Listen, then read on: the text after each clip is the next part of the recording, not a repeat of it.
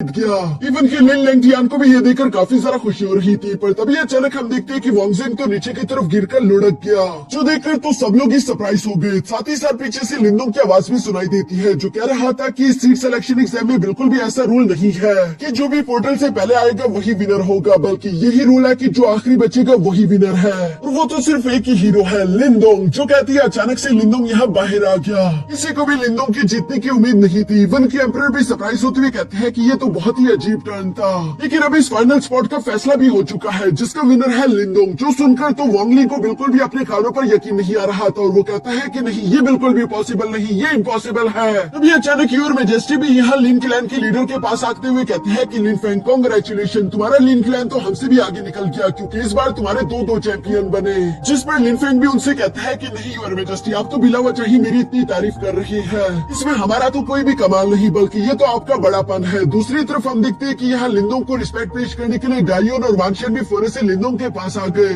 जो कि लिंदोंग को कांग्रेचुलेशन बोलने के साथ साथ उसकी तारीफें करते हुए कह रहे थे कि हमने तुम्हें पहले ही नजर में पहचान लिया था कि तुम एक बहादुर इंसान हो। ये तो अच्छा हुआ कि तुम हमारे ग्रुप में नहीं आए, वरना मेरे लिए तो जीतना काफी ज्यादा मुश्किल हो जाता। तभी अचानक वहाँ पर थर्ड प्रिंस भी लिंदोंग के पास आ गया, जो कि लिंदोंग को कांग्रेचुलेशन बोलता है। दूसरी तरफ लिंदोंग भी इन लोगों से मिलने वाले प्यार को लेकर खुश होते हुए कहता है कि ये तो मेरे लिए गर्व की बात है, जो मैं तुम लोगों के साथ मिलकर फाइट कर पाऊंगा। यहाँ पर लिन लैंगटियान ने तो मुंह बनाया हुआ था, पर तभी अचानक एम्परर सामने की तरफ आते हुए कहते हैं कि तुम पांचों के पांचों ने यहाँ तक आने के लिए काफी सारा मेहनत करी है, इसलिए तुम लोग ग्रेट यान डायनेस्टी की तरफ से ये प्लेस डिजर्व करते हो। साथ ही साथ हमारे ग्रेट यान डायनेस्टी की तरफ से मैं तुम लोगों को आखिरी एक और तोहफा देना चाहता हूँ, जो कि असल में होली स्पिरिट पूल के अंदर कल्टीवेशन करने का मौका था, क्योंकि वहाँ की एनर्जी बहुत ही ज्यादा डेंस है। यह एम्परर के मुंह से होली स्पिरिट पूल का सुनकर तो ये सबके सभी एम्परर का शुक्रिया अदा करते हैं। साथ ही साथ नेक्स्ट सीन में हम देखते हैं कि ये लोग होली स्पिरिट पूल के पास आ गए थे, जहाँ पर पहले से एम्परर और 4 मेजर क्लैंस के लीडर भी मौजूद थे, क्योंकि ये सारे के सारे अपनी पावर्स का इस्तेमाल करते हुए होली स्पिरिट पूल का दरवाजा ओपन कर सकते हैं। यहाँ एम्परर उन 5 वॉरियर्स से कहते हैं कि होली स्पिरिट पूल की एनर्जी का अच्छे से इस्तेमाल करना, क्योंकि जब तुम लोग अपनी निर्वाणा रैल में ब्रेक थ्रू करने की कोशिश करोगे तब ये एनर्जी तुम लोगों के बहुत काम आएगी। और साथ ही साथ मैं तुम सब लोगों को वार्न कर देना चाहता हूँ कि होली स्पिरिट लेक की गहराई में बिल्कुल भी मत जाना, जिस पर इन पांचों के पांचों ने हाँ में जवाब दिया, जो सुनकर एम्परर और बाकी चारों सेक्ट लीडर्स यहाँ पर अपनी पावर्स का इस्तेमाल करते हुए होली स्पिरिट लेक का दरवाजा ओपन करना शुरू कर देते हैं। लिंदोंग और उसके कंधे पर बैठा हुआ क्यूट सा ज़्यावियन भी इस दरवाजे को ओपन होता हुआ देख रहा था, लेकिन चूंकि ज़्यावियन को अंदर जाने की इजाजत नहीं, इसलिए वो फौरन से नीचे की तरफ उतर जाता है, ताकि लिंदोंग बाकी के 4 वॉरियर्स के साथ मिलकर होली स्पिरिट लेक में जा सके। और यहाँ पर बिल्कुल ऐसा ही हुआ, जहाँ उस पोर्टल का इस्तेमाल करते हुए अंदर आकर इन लोगों को अपने सामने एक बहुत बड़ा तालाब देखने को मिला, जिसकी स्पिरिट एनर्जी बहुत ही ज्यादा अमेजिंग थी। सब लोग ये सरप्राइज होकर उस होली स्पिरिट लेक को देख रहे थे। तभी अचानक मोलिंग इन लोगों से कहता है कि चलो आगे आओ, और ये कहते हैं वो सबसे पहले खुद ही जंप करते हुए होली स्पिरिट लेक पर बैठकर यहाँ उसकी एनर्जी एब्सॉर्ब करते हुए अपनी कल्टीवेशन शुरू कर देता है, जिसकी देखा देखी करते हुए बाकी के सारे कल्टीवेटर्स भी फौरन से जंप करते हुए बिल्कुल ऐसा ही करते हैं। जहाँ पर हम देखते हैं कि जब लिंदोंग उस एनर्जी को एब्सॉर्ब करते हुए अपनी कल्टीवेशन कर रहा था, तभी अचानक उसकी डिमोनिक एप एनर्जी रिएक्ट करने लगी, जो देखकर लिंदोंग हैरान होते हुए कहता है कि अचानक से आखिर मेरे डीमन ब्लड लाइन इतनी जल्दी से इनहेंस कैसे हो गया। जिस पर अंदर से मिस्टर डाउ भी लिंदोंग को जवाब देते हुए कहता है कि हाँ, मैंने भी ये महसूस किया, और मुझे लगता है कि ये इसलिए क्योंकि इस पानी के नीचे एक एंशिएंट बीस्ट का रिमेन पड़ा हुआ है, जो कि निर्वाणा रैल्म से भी ज्यादा स्ट्रॉन्गेस्ट होगा। उसी एंशिएंट बीस्ट की वजह से यहाँ इस लेक में ये स्पिरिट एनर्जी आ रही है, जिसकी वजह से तुम्हारा डिमोनिक ब्लड भी इनहेंस हो गया। इसमें सरप्राइज होने वाली कोई बात नहीं। जो सारी बातें सुनकर लिंदोंग अपने मन में कहता है कि अच्छा, अब मैं समझ गया कि क्यों एम्परर ने हमें इस लेक की गहराई में जाने से मना किया। लेकिन दूसरी तरफ मिस्टर डाउ तो लिंदोंग से कह रहा था कि तुम्हें इस लेक की गहराई में जाना चाहिए, क्योंकि अगर वहाँ पर एक एंशिएंट बीस्ट है तो जरूर एंशिएंट बीस्ट का ब्लड एसेंस भी होगा, जो कि तुम्हें तुम्हारी और ज़्यावियन दोनों को ही अपनी कल्टीवेशन इंप्रूव करने में मदद कर सकता है। साथ ही साथ शायद तुम्हें वहाँ पर कोई कीमती ट्रेजर भी मिल जाए। यहाँ पर मिस्टर डाउ की ये सारी बातें सुनकर तो लिंदोंग काफी ज्यादा खुश हो जाता है, और वो साथ ही साथ नीचे जाने के लिए भी अब इंटरेस्टेड हो गया था। तभी अचानक लिंदोंग की नजर वही पास में मौजूद लिन लैंगटियान पर पड़ जाती है, जो कि उस पानी के अंदर जाने लगा है। ये देखकर लिंदोंग समझ गया कि शायद इसको भी लेक के नीचे मौजूद उस एंशिएंट बीस्ट के रिमेन के बारे में मालूम हो चुका है। इसलिए मिस्टर डाउ लिंदोंग से कह रहा था कि हमें लिन लैंगटियान से पहले नीचे जाना चाहिए, जिस बात से तो लिंदोंग भी एग्री करता था। इसलिए वो जितना तेजी से हो सके यहाँ उस लेक की गहराई में जाने लगा। थर्ड प्रिंस इन दोनों को ही पानी के नीचे की तरफ जाता हुआ देखकर अपने मन में सोचने लगा कि पता नहीं ये दोनों अब क्या करने का सोच रहे हैं। दूसरी तरफ लेक की गहराई में हम देखते हैं कि लिन लैंगटियान ने देखा कि उसके पीछे पीछे लिंदोंग भी आ रहा है। इसलिए हम देखते हैं कि उसने फौरन से अपनी पावर्स को एक्टिवेट करते हुए लिंदोंग पर हमला करने की कोशिश करी। जिन फ्लेम अटैक्स को ब्लॉक करने के लिए लिंडोंग अपने गोल्डन पिलर का इस्तेमाल करता है। साथ ही साथ हम देखते हैं कि उसने फौरन से अपने गोल्डन थंडर ड्रैगन स्पीयर को भी बाहर निकाल लिया था, जिसका इस्तेमाल करते हुए वो लिन लैंगटियान पर हमला करना शुरू कर देता है। यहाँ पर लिन लैंगटियान और लिंडोंग दोनों के दरमियान ही आपस में पानी के अंदर फाइट हो रही थी, लेकिन दूसरी तरफ लिंडोंग उसे कैसे तैसे पीछे की तरफ छोड़ता हुआ यहाँ पहले ही नीचे की तरफ आ जाता है, जहाँ वो पानी के नीचे एक क्यू में आ गिरा। यहाँ खड़ा होकर अपने चारों तरफ देखने पर अचानक उसे एक एंशिएंट बीस्ट जंजीरों में जकड़ा हुआ दिखाई देता है, जो कि एक सेलेस्टियल एंशिएंट क्रोकोडाइल बीस्ट था। उस एंशिएंट बीस्ट को देखकर ऐसा लग रहा था कि ये मर चुका है, लेकिन अभी भी इस एंशिएंट बीस्ट की बॉडी में रिमेनेंट सोल बाकी थी, जिसकी वजह से इसे यूं ही छोड़ा नहीं गया, बल्कि इसे फॉर्मेशन सील का इस्तेमाल करते हुए जकड़ कर रखा गया है। यहाँ जब लिंडोंग को मिस्टर डाउ ये सारी बातें बता ही रहा था, तभी अचानक हम देखते हैं कि वहाँ पर पीछे से लिन लैंगटियान भी पहुँच गया, जो कि लिंडोंग को देखकर कहता है कि लिंडोंग, लगता है कि तुम अपनी औकात भूल गए, तुम अभी भी ब्रांड फैमिली के एक मामूली से कचरे हो। सिर्फ एक बार लिन क्लैन कंपटीशन का चैंपियन बनने से तुम कोई स्पेशल इंसान नहीं बन जाते, इसलिए मुझे हर जगह फॉलो करना बंद करो और यहाँ से दफा हो जाओ। जो सुनकर दूसरी तरफ लिंडोंग भी लिन लैंगटियान पर हंसते हुए कहता है कि मैं जानता हूँ कि तुम्हारे अंदर क्या मौजूद है। अगर तुम्हारे अंदर मौजूद वो स्पिरिट उस दिन तुम्हारी मदद ना करती तो मैंने तो ऑलमोस्ट तुम्हारी जान ले ही ली थी। तुम तो इतने ज्यादा कमजोर हो कि अकेले 1 to 1 मुझसे फाइट भी नहीं कर सकते, और फिर भी तुम लिन क्लैन के नंबर 1 खुद को समझते हो। यहाँ लिंडोंग की ये सारी बेइज्जती सुनकर लिन लैंगटियान को तो काफी ज्यादा गुस्सा आ रहा था। तभी अचानक हम देखते हैं कि उसके आसपास एक डिमोनिक ऑरा इकट्ठा होना शुरू हो गया, जबकि साथ ही साथ एक आवाज सुनाई देती है जो कह रहा था कि लिन लैंगटियान, चूंकि अब इसको मेरे बारे में मालूम हो चुका है तो चुपने का कोई फायदा नहीं। जो कहती है यहाँ लिंडोंग के सामने एक डिमोनिक स्पिरिट समर हो जाती है, जिसे देखते हुए लिंडोंग कहता है कि मैंने सुना था कि जब कुछ पावरफुल कल्टिवेटर्स की फिजिकल बॉडी डिस्ट्रॉय हो जाए तब भी वो अपनी स्पिरिट बॉडी को बचा कर रख सकते हैं, और इसके बाद वो इसी मौके की तलाश में होते हैं कि कब उन्हें दोबारा से रीबर्थ करने का मौका मिल सके। हमें यहाँ पर जानने को मिलता है कि स्पिरिट का नाम मूशी है, जो कि लिंडोंग को देखकर कहता है कि अच्छा, तो तुम्हें ये इन्फॉर्मेशन जिसने दी मैं जानता हूँ कि वो भी तुम्हारी बॉडी के अंदर मौजूद है, क्यों ना तुम उसे भी अपनी बॉडी से बाहर बुला लो ताकि मैं उससे भी एक बार मुलाकात कर सकूं। जो सुनकर तो मिस्टर डाउ खुद ही यहाँ पर बाहर आ जाता है, जिसे देखकर मूशी कहता है कि ये तो एक स्पिरिट बीस्ट है। साथ ही साथ वो यहाँ पर लिन लैंगटियान से कहता है कि तुम जाओ और उस एंशिएंट बीस्ट का ब्लड एसेंस इकट्ठा करने की कोशिश करो, तब तक मैं स्पिरिट बीस्ट को जान से मारकर अपनी कल्टीवेशन को और ज्यादा इंक्रीज करता हूँ। और ये कहते हैं मूशी मिस्टर डाउ की तरफ देखते हुए कहता है कि चलो बी बीस्ट, बच्चे बच्चे की तरफ मेरे पास आ जाओ ताकि मैं तुम्हें खाकर अपनी कल्टीवेशन को बढ़ाऊं। यहाँ दूसरी तरफ मिस्टर डाउ भी उसकी बातें सुनकर फौरन से मूशी के साथ फाइट करने के लिए आगे की तरफ बढ़ चला, जहाँ वो आगे की तरफ जाते हुए कहता है कि अफसोस की बात है, मुझे नहीं लगता कि अभी तुम इस काबिल हुए हो कि तुम मुझे एब्सॉर्ब कर सको। और इसी के साथ यहाँ मूशी और मिस्टर डाउ के दरमियान एक जबरदस्त फाइट शुरू हो गई। दूसरी तरफ हम देखते हैं कि लिंडोंग और लिन लैंगटियान भी उस ब्लड एसेंस को इकट्ठा करने के लिए एक दूसरे के साथ फाइट करते हुए तीसरे के साथ उस एंशिएंट बीस्ट की तरफ बढ़ रहे थे, जहाँ इन लोगों के एक दूसरे पर किए जाने वाले अटैक ऊपर से मुलिंग ने भी महसूस कर लिया, और वो हैरान होते हुए अपने मन में सोच रहा था कि आखिर ये दोनों नीचे कर क्या रहे हैं। जबकि दूसरी तरफ नीचे फाइट के दौरान हम देखते हैं कि मूशी ने मिस्टर डाउ को हराने की अपनी पूरी कोशिश करी, लेकिन मिस्टर डाउ तो उसके काबू में ही नहीं आ रहा था। इसीलिए वो हैरान होकर सवाल करते हुए पूछता है कि आखिर तुम किस तरह की स्पिरिट बीस्ट हो, जिस पर हम देखते हैं कि मिस्टर डाउ ने अपनी सेलेस्टियल बॉडी एक्टिवेट कर ली, और वो साथ ही साथ बताते हुए कहता है कि लो तुम खुद ही देख लो। ये देखकर तो मूशी हैरान होते हुए कहता है कि तुम एक सेलेस्टियल स्पिरिट बीस्ट हो, जिस पर मिस्टर डाउ हंसते हुए कहता है कि वाओ, तुमने कुछ जल्दी ही पहचान लिया। और ये कहती वो एक बार फिर से मूशी पर हमला करने के लिए तेजी के साथ आगे की तरफ बढ़ चला, जहाँ मूशी इस वक्त काफी सारा घबराया हुआ लग रहा था, क्योंकि वो जानता था कि वो एक सेलेस्टियल स्पिरिट बीस्ट का मुकाबला नहीं कर सकता। दूसरी तरफ मिस्टर डाउ भी यहाँ पर बहुत ही ज्यादा कॉन्फिडेंटली एक जोरदार स्लैश टेक्निक का इस्तेमाल करते हुए मूशी पर हमला कर देते हैं, जिसका धुआं जब यहाँ से हटा तो वो देखता है कि मूशी तो वहाँ पर मौजूद ही नहीं, क्योंकि मूशी तो पहले ही बचकर यहाँ पीछे की तरफ ऊपर आ चुका था, जहाँ वो हंसते हुए कहता है कि अगर कहीं और पर तुम्हारी और मेरी फाइट होती तो यकीनन तुम मुझे हरा सकते थे, लेकिन ये जगह बिल्कुल अलग है, क्योंकि यहाँ पर एनर्जी की कोई भी कमी नहीं, इसलिए चाहे तुम एक सेलेस्टियल मार्शल स्पिरिट क्यों ना हो, फिर भी तुम आज के दिन मेरा खाना बनोगे। जो कहती है अचानक हम देखते हैं कि मूशी ने वहाँ पर अपनी एनर्जी गैदरिंग टेक्निक का इस्तेमाल करना शुरू कर दिया, जिस एनर्जी गैदरिंग फॉर्मेशन का इस्तेमाल करते हुए मिस्टर डाउ को इसके अंदर कैद कर लेता है, और इसके बाद वो इवल्स की तरफ जोर जोर से हंसने लगा। पीछे की तरफ हम लोगों को यहाँ लिन लैंगटियान और लिंडोंग की आपस में फाइट देखने को मिलती है, जहाँ पर लिन लैंगटियान की काफी बुरी तरीके से पिटाई हो रही थी, इसलिए वो गुस्सा होते हुए अचानक से हवा में उड़ने लगा, और वो साथ ही साथ लिंडोंग से कहता है कि लिंडोंग, आज के दिन मैं तुम्हारे टुकड़े टुकड़े मैं कर दूंगा। जो कहती है उसने फौरन से अपने ग्रेट फिनिक्स सील टेक्निक का इस्तेमाल करते हुए लिंदोंग पर हमला करने की कोशिश करी। दूसरी तरफ हम देखते हैं कि लिंदोंग भी ये देखकर मुस्कुराते हुए अपने ग्रेट विल्डरनेस डिवाइडिंग सी सील टेक्निक एक्टिवेट कर लेता है। जहाँ इन दोनों की ही ये सील टेक्निक एक दूसरे से सीधा जाकर टकरा गई। एक तरफ फ्रोस्ट एनर्जी थी और दूसरी तरफ फ्लेम एनर्जी। इन दोनों ही एनर्जी के एक दूसरे से टकराव की वजह से वहाँ पर एक बहुत बड़ा एनर्जी ब्लास्ट हुआ, जिसकी वजह से हम देखते हैं कि इस एंशिएंट बीस्ट को कैद रखने वाली वो सील फौरन से एक्टिवेट होने लगी।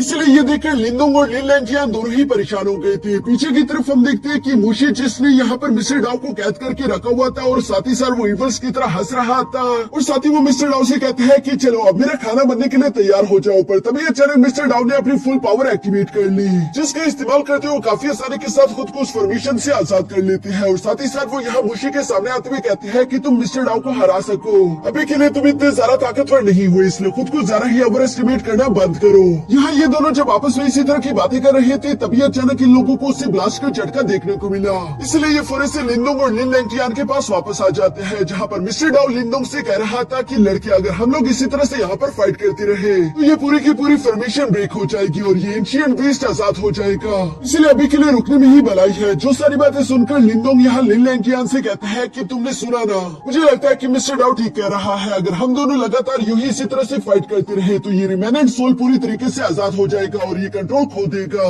उसके बाद ना तुम्हें फायदा होने वाला है ना मुझे, और हम इसके कॉन्सिक्वेंसेस को भी झेल नहीं पाएंगे। तो फिलहाल क्यों न हम आपस में सुलह कर ले। जो सारी बातें सुनकर लिन लैंटियान कहता है कि तुमने कहा सुलह, और ये कहती है वो इवल्स की तरह मुस्कुराकर अपनी पावर्स का इस्तेमाल करते हुए फौरन से उस सील के पिलर्स पर हमला करके उन्हें डिस्ट्रॉय कर देता है। साथ ही साथ वो कह रहा था कि हम लोग सुलह तो जरूर करेंगे, लेकिन तुम्हारे मरने के बाद हम देखते हैं कि उन पिलर्स की टूटने की वजह से ये एंशिएंट बीस्ट धीरे धीरे करके आजाद हो रहा था, जबकि साथ ही साथ वो प्लेटफॉर्म भी टूटने लगा, जिसकी वजह से मिस्टर डाउ और लिंदोंग फौरन से वहाँ से नीचे की तरफ गिर जाते हैं और साथ ही साथ उस एंशिएंट बीस्ट के आजाद होने की वजह से उसके सोल फ्रेगमेंट इसी के साथ हवा में उड़ने लगे, जो कि इस जगह से एस्केप करना चाहते थे। इसलिए उन लोगों के रास्ते में जो भी आए वो उस पर हमला कर देंगे। जो सब देखकर मुशी यहाँ पर लिन लैंटियान से कहता है कि ये फॉर्मेशन ब्रेक हो चुकी है, इसलिए हम लोगों को जल्द से जल्द यहाँ से निकलना चाहिए, इससे पहले कि ये सोल फ्रेगमेंट हमें नुकसान पहुंचा दे। मुशी की बातें सुनकर लिन लैंटियान बिल्कुल ऐसा ही करता है। दूसरी तरफ हम देखते हैं कि स्पिरिट बीस्ट के ये फ्रेगमेंट स्पिरिट लेक के ऊपर भी आ चुके थे, जिन फ्रेगमेंट्स को देखकर तो डायोन, मानशन और मोलिंग काफी ज्यादा हैरान हो गए, क्योंकि ये स्पिरिट्स इन लोगों पर हमला बोल रहे थे। जहाँ मोलिंग उन स्पिरिट फ्रेगमेंट के अटैक्स को डॉज करते हुए अपने साथियों से कहता है कि चाहे कुछ भी हो जाए हम इन स्पिरिट फ्रेगमेंट को यहाँ से आजाद होने नहीं दे सकते, इसलिए हमें इन्हें यहीं पर रोककर डिस्ट्रॉय करना होगा। जो सुनकर ये तीनों बिल्कुल ऐसे ही करने लगे, वरना इन लोगों की इंपीरियल सिटी पूरी तरीके से तबाह बर्बाद हो जाएगी। बाहर की तरफ हम देखते हैं कि एम्परर को भी इस बात का एहसास हो गया था कि किसी ने एंशिएंट बीस्ट को आजाद कर दिया है। जो जानकर तो लिन क्लैन के लीडर उनसे कहते हैं फिर तो हमें जल्दी से जल्दी अंदर जाकर उन बच्चों को बचाना होगा, क्योंकि वही तो हमारा फ्यूचर है। लेकिन एम्परर उन्हें जवाब देते हुए कहते हैं कि नहीं, हम इस सील को छोड़कर कहीं पर भी नहीं जा सकते। फिलहाल हम लोगों को कुछ भी करके उन सोल बीस्ट के फ्रेगमेंट्स को अंदर ही कैद करके रखना होगा, ताकि कम से कम नुकसान हो। किन क्लैन का लीडर सवाल करते हुए पूछता है कि क्या आप अपने थर्ड प्रिंस के बारे में नहीं सोच रहे, वो तो आपका बेटा है ना। जिस पर एम्परर अपने दिल पर पत्थर रखते हुए कहते हैं कि अगर उन लोगों को 100 एम्पायर वॉर में सर्वाइव करना है तो उन्हें इस चैलेंज से भी गुजरना होगा। ये दुनिया ही ऐसी है कि यहाँ पर सिर्फ ताकतवर लोग ही सर्वाइव कर पाए। इसके बाद सीन शिफ्ट होकर यहाँ अंडरग्राउंड में मौजूद लिंदोंग पर आ जाता है, जो कि ऊंचाई से गिरकर बेहोश हो चुका था। पर तभी अचानक मिस्टर डाउ से होश में लाते हुए कहता है कि चलो भी उठो लिंदोंग। लिंदोंग उठकर देखता है कि ये भी एक प्लेटफॉर्म जैसी ही जगह थी, जहाँ पर उसके चारों तरफ लावा ही लावा मौजूद था, क्योंकि साथ ही साथ वो आजाद हुआ एंशिएंट स्पिरिट बीस्ट भी यहाँ उस लावा के अंदर गिरने की वजह से अचानक जिंदा होकर यहाँ बाहर आ जाता है, जो कि बहुत ही ज्यादा पावरफुल दिखाई दे रहा था। मिस्टर डाउ घबराते हुए लिंदोंग से कहते हैं कि अब तुम्हारी खैर नहीं, क्योंकि ये एंशिएंट बीस्ट पूरी तरीके से अवेकन हो चुका है। और मिस्टर डाउ की ये बात बिल्कुल सच थी, क्योंकि लिंदोंग ने फाइट करने के लिए फौरन से अपनी गोल्डन स्पीयर को बाहर तो निकाल लिया था, लेकिन तभी अचानक वो बीस्ट सिर्फ एक ही पंजे से लिंदोंग को हिट करते हुए एक दीवार पर दे पटकता है। साथ ही साथ उसमें ये एबिलिटी थी कि वो अपने मुंह से एक जोरदार आग वाली लेजर निकाल सकता था, जिसके इस्तेमाल करते हुए लगातार लिंदोंग पर हमला करता जा रहा है। लिंदोंग यहाँ पर उस आग वाले अटैक को अपने स्पीयर से काफी मुश्किल के साथ ब्लॉक करते हुए फौरन अपने थंडर ड्रैगन का इस्तेमाल करते हुए उस बीस्ट पर हमला कर देता है, जिसका उस एंशिएंट बीस्ट पर ज्यादा असर नहीं हुआ, उल्टा वो अपनी पूंछ का इस्तेमाल करते हुए लिंदोंग को ही हिट कर चुका, जिस अटैक से लिंदोंग कैसे तैसे खुद को दोबारा से संभाल लेता है। यहाँ पर हम देखते हैं कि उस एंशिएंट बीस्ट और लिंदोंग के दरमियान एक जबरदस्त फाइट हो रही थी, जहाँ पर हमें देखने को मिलता है कि उस एंशिएंट बीस्ट की स्ट्रेंथ लिंदोंग से कई गुना ज्यादा थी। दूसरी तरफ लिंदोंग का साइज चूंकि छोटा था, इसलिए हम देखते हैं कि वो सारा के सारा ध्यान अपनी रफ्तार पर दे रहा था।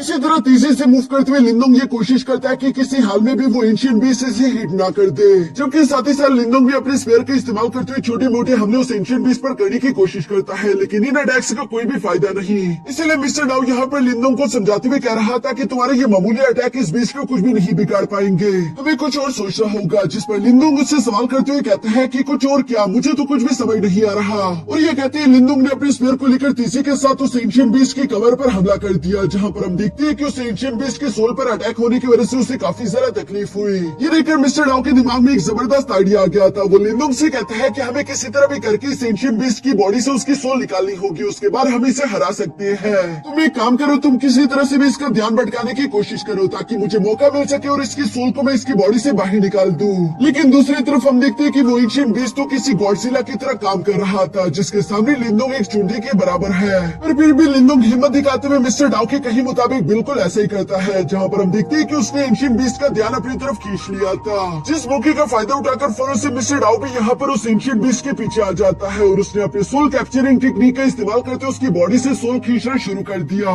जिसे तो शुरू में देखकर लिंदोंग को खुशी हो रही थी क्योंकि उसे लग रहा था कि वो लोग कामयाब हो रहे हैं। और तभी अचानक उस एंशिएंट बीस्ट की स्पिरिट फ्रैगमेंट ने तीसी के साथ बाहर निकलते हुए सारा के सारा काम बिगाड़ दिया, क्योंकि वो मिस्टर डाउ पर हमला कर चुके थे और एक बार फिर से ये बीस्ट नॉर्मल हो चुका था, जो देखकर लिंदोंग अपने मन में कहता है कि मुझे ही कुछ करना होगा। और ये कहती है अचानक से लिंदोंग अपने कुछ क्लोन्स क्रिएट कर लेता है, जिसके बाद वो तीसी के साथ उसी गॉडजिला टाइप बीस्ट की तरफ बढ़ने लगा, जहाँ पर हम देखते हैं कि लिंदोंग के सारे क्लोन उस एंशिएंट बीस्ट का ध्यान अपनी तरफ खींच लेते हैं। और दूसरी तरफ लिंदोंग को मौका मिल चुका था कि वो अपने एंसेस्ट्रल सील के ब्लैक होल डिवोरिंग पावर का इस्तेमाल कर सके। जिस ब्लैक होल की पावर को एक्टिवेट करते ही लिंदोंग ने उस एंशिएंट बीस्ट की सोल को अंदर की तरफ खींचना शुरू कर दिया। और यहाँ पर थोड़ी देर की कोशिशों के बाद आखिरकार हम देखते हैं कि लिंदोंग अपने मकसद में कामयाब हो जाता है। इसी वजह से आसपास जितने भी स्पिरिट फ्रेगमेंट्स थे वो भी फौरन से गायब हो गए, जबकि एंशिएंट बीस्ट भी वहीं पर मर के नीचे गिर जाता है। लेकिन ऊपर की तरफ मौजूद लिन लैंगटियान या फिर बाकी में से किसी को भी कुछ समझ नहीं आता कि आखिर यहाँ पर ये सब हुआ क्या। अभी अचानक दूसरी तरफ हम देखते हैं कि मिस्टर डाउ भी फौरन से लिंदोंग के पास आ जाता है, जो कि लिंदोंग को शाबाशी देते हुए कहता है कि बच्चे तुमने कर दिखाया,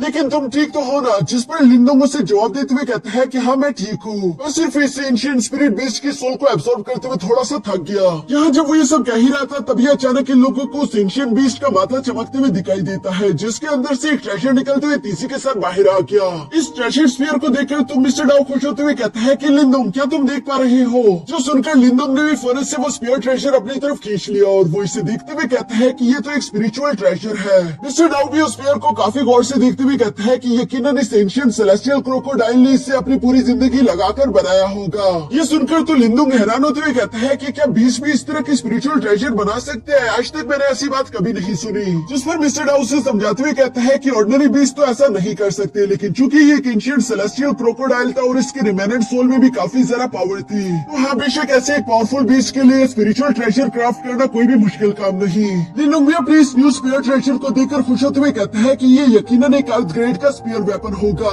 जबकि मिस्टर डाउ भी कह रहा था कि हाँ हम लोगों को तो ऐसे ट्रेजर की बिल्कुल भी उम्मीद नहीं थी। ये स्पिरिचुअल ट्रेजर तुम्हें आने वाले 100 एम्पायर वॉर के दौरान काफी सारा मदद करने वाला है, और इसके अलावा तुमने जो उस एंशिएंट डिवाइन बीस्ट की स्पिरिट को एब्सॉर्ब करा है, तुम फ्यूचर में उसे भी बाहर की तरफ समन करके उससे फाइट करवा सकते हो। सोचो कितना मजा आएगा, एक ऐसा पावरफुल एंशिएंट बीस्ट तुम्हारे लिए फाइट कर रहा हो। जो सुनकर लिंदोंग सरप्राइज होते हुए कहता है कि क्या सच में, लेकिन उसके निर्वाणा रैम को देखते हुए मुझे नहीं लगता कि मैं उसे इतनी आसानी के साथ समन कर सकता हूँ। जिस पर मिस्टर डाउ से समझाते हुए कहता है कि बेशक तुम ये काम कर सकते हो, लेकिन इसके लिए तुम्हें थोड़ा बहुत ब्लड एसेंस चाहिए होगा, वो भी एक इससे भी ज्यादा पावरफुल एंशिएंट बीस्ट का। लेकिन चलो ये बात की बातें हैं, फिलहाल तुम इस एंशिएंट बीस्ट का ब्लड एसेंस कलेक्ट कर लो। जो सुनकर लिंदोंग बिल्कुल ऐसे ही करते हुए फौरन से जंप करके उस एंशिएंट सेलेस्टियल क्रोकोडाइल की बॉडी के सामने आ गया, जहाँ पर वो अपनी पावर्स का इस्तेमाल करते हुए उसकी बॉडी से ब्लड एसेंस इकट्ठा करना शुरू कर देता है, जिसे थोड़ी देर में लिंदोंग ने पूरी तरीके से एब्सॉर्ब करते हुए यहाँ एक पिल फॉर्म में कंडेंस कर लिया था। इसके बाद वो मिस्टर डाउ से कहता है कि चलो अब हमें यहाँ से बाहर जाना चाहिए, क्योंकि मुझे भी उस होली स्पिरिट लेक के अंदर बैठकर कल्टीवेशन करनी है। जो सुनकर मिस्टर डाउ लिंदोंग को डांटते हुए कहता है कि बेवकूफ, क्या तुम्हें दिखाई नहीं दे रहा कि ऊपर तो बस सिर्फ एक पहाड़ की चोटी है, असली पहाड़ तो यहाँ नीचे मौजूद है।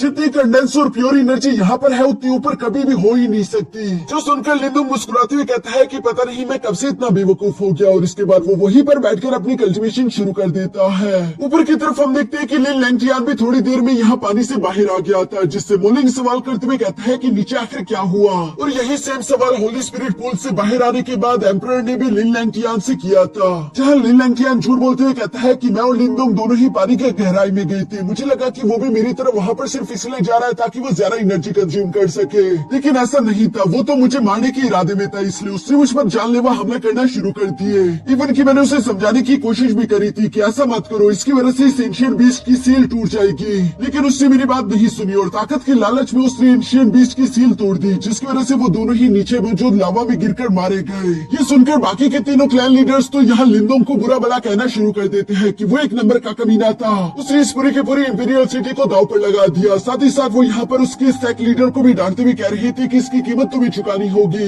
जबकि लिन लैंगजियान तो अपने मन ही मन में खुश हो रहा था। पर तभी अचानक पीछे से लिंदोंग की आवाज सुनाई थी, जो कि आती ही कहता है कि कोई मेरी गैर मौजूदगी का फायदा उठाने की कोशिश कर रहा है। झूठ बोलने की भी एक हद होती है। यह लिंदोंग की आवाज सुनकर तो लिन लैंगजियान की आंखें पटी की पटी रह गई थी। उससे समझ नहीं आ रहा था कि आखिर ये जिंदा कैसे बच गया, जबकि बाकी के सब लोग भी लिंदोंग को उस होली स्पिरिट पूल के अंदर से जिंदा बाहर आता हुआ देखकर काफी सारा सरप्राइज हो चुके थे। तभी अचानक ज़्यावियन तो अपने मास्टर को देखकर खुश होते फौरन से उसके पास जाकर उसके गले लग जाता है। जहाँ लिंदोंग भी उस क्यूब से ज़्यावियन को प्यार करते हुए कहता है कि शांत हो जाओ, मुझे कुछ नहीं हुआ, मैं बिल्कुल ठीक हूँ। दूसरी तरफ लिन लैंगजियान तो अभी भी अपनी गलती मानने के लिए तैयार ही नहीं था, बल्कि वो लिंदोंग पर चिल्लाते हुए कहता है कि तुमने इस पूरी की पूरी यान डायनेस्टी को खतरे में डाल दिया था, अभी के अभी एम्परर से माफी मांगो। जो सुनकर दूसरी तरफ लिंदोंग भी फौरन से खड़ा होकर यहाँ पर एम्परर को सारी सच्चाई बता देता है कि वहाँ पर ये सब करने वाला मैं नहीं बल्कि लिन लैंगजियान था। लेकिन चूंकि अब दोनों ही अलग अलग कहानी बता रहे थे, इसलिए एम्परर को खुद समझ नहीं आ रहा था कि आखिर वो किसकी बातों का यकीन करे। लेकिन फिलहाल वो यहाँ पर सवाल करते हुए कहते हैं कि वैसे उस एंशिएंट बीस्ट का क्या हुआ, जिस पर लिंदोंग इन सब लोगों को जवाब देते हुए कहता है कि मैंने उसे जान से मार डाला। जो सुनकर तो सब लोग ही शौक हो गए। वांग ली उसकी बात का यकीन ना करते हुए कहता है कि हम आखिर तुम पर यकीन कैसे कर ले, तुम इतने भी पावरफुल नहीं कि एक एंशिएंट बीस्ट को जान से मार सको। जो सुनकर दूसरी तरफ वांग ली ने मुस्कुराते हुए फौरन से वही ट्रेजर बाहर निकाल लिया, जिसे बोन स्पीयर कहते हैं, जो कि उस एंशिएंट बीस्ट की मौत का सबूत था। यहाँ पर लिन लैंगजियान को तो ये देखकर काफी सारा गुस्सा आ रहा था कि उसके हाथ से इतना कीमती ट्रेजर चला गया, लेकिन एम्परर ये देखकर जोर जोर से हंसने शुरू हो गए, क्योंकि वो लिंदोंग से बहुत ही ज्यादा इंप्रेस हो चुके हैं। वो लिंदोंग से कहते हैं कि लिंदोंग तुम जानते नहीं कि तुमने हमारे ग्रेट यान डायनेस्टी पर कितना बड़ा एहसान कर दिया। इस एंशिएंट बीस्ट की वजह से हमारी रॉयल फैमिली 100 साल से बहुत ज्यादा परेशान थी। और ये कहते हुए वो 100 साल पहले की कहानी बताना शुरू हो गई, जहाँ इस एंशिएंट सेलेस्टियल क्रोकोडाइल ने यहाँ यान डायनेस्टी पर हमला बोल दिया था। कई सारे पावरफुल कल्टिवेटर ने मिलकर उसे मारने की कोशिश करी। इवन की सुपर सेट के भी कई सारे वॉरियर्स इस काम में हिस्सा ले चुके थे, लेकिन फिर भी इस काम में कोई कामयाब नहीं हो पा रहा था। इसलिए उन लोगों ने कैसे तैसे करके इस एंशिएंट बीस्ट को कैद करते हुए इस पुल के नीचे रख दिया, जहाँ ये लोग उम्मीद कर रहे थे कि शायद कभी न कभी तो ये एंशिएंट बीस्ट मारा जाएगा। लेकिन दूसरी तरफ रॉयल फैमिली को हमेशा इसके आजाद होने की परेशानी लगी रहती थी। और लिंदोंग ने आखिरकार वो परेशानी हमेशा हमेशा के लिए खत्म कर दी। इसलिए वो लिंदोंग का शुक्रिया अदा कर रहे थे, जिस पर लिंदोंग मुस्कुराकर जवाब देते हुए कहता है कि मैं तो बस सिर्फ लकी था। जो सुनकर एम्परर हंसते हुए कहते हैं कि नहीं, तुम लकी नहीं बल्कि काफी ज्यादा ताकतवर हो, और इसीलिए ये बोन स्पीयर भी तुम्हें ही बिलोंग करता है, क्योंकि तुमने ही इतनी बहादुरी वाला काम किया। जो सुनकर लिंदोंग भी खुशी खुशी उस बोन स्पीयर को अपने पास रख लेता है। दूसरी तरफ एम्परर कह रहा था कि बेशक आज के दिन ही बहुत बड़ा हादसा होने वाला था, और मैं ये भी नहीं जानता कि कौन सच कह रहा है कौन झूठ, लेकिन चूंकि अंत भला तो सब भला, इसलिए मैं इस मसले को यहीं पर खत्म कर रहा हूँ, क्योंकि यान डायनेस्टी का इससे काफी ज्यादा भला हो चुका है। ये सब कहने के बाद वो उन 5 डिसाइपल्स को आराम करने के लिए बोलते हैं, क्योंकि अगले 5 दिन बाद 100 एम्पायर्स बैटल शुरू होने वाली है। यहाँ एम्परर की ये बात सुनकर ये सब लोग आराम करने के लिए वहाँ से चले गए। जिन्हें जाते हुए देखकर मोलिंग अपने फादर के पास आकर कहता है कि आखिर आपने लिंदोंग को वो बोन स्पीयर क्यों दिया, क्योंकि वो बहुत ही सारा कीमती ट्रेजर था। और साथ ही साथ आपने उससे ये सवाल भी नहीं किया कि आखिर उसने एक एंशिएंट बीस्ट को कैसे जान से मार डाला। ये तो बिल्कुल इम्पॉसिबल है। जिस पर एम्परर अपनी बेटी को जवाब देते हुए कहते हैं कि लिंदोंग के पास ऐसी एबिलिटी है जो कि हमारे पास नहीं, इसलिए फिलहाल मैं उसे दुश्मन बनाने का फैसला नहीं कर सकता। अगर गलती से वो ऑफेंड हो गया और उसने हमारे खिलाफ जाने की हिम्मत करी तो हम उसे रोक नहीं पाएंगे,